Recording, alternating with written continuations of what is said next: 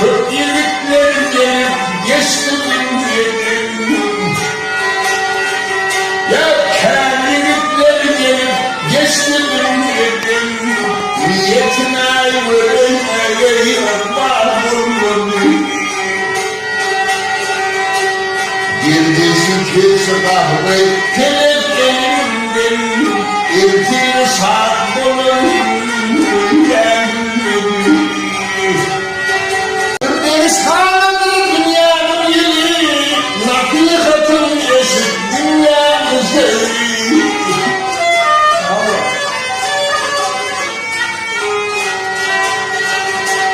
Hazır yetip adım yımılsın böyle, böyle bir yerde yok geri gelmedi.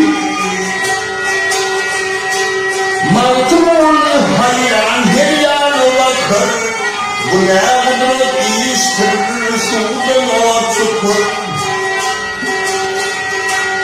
Yar soğuyan rahmet ağrı akar, lanet kedi oğlum zorlu doğmadı.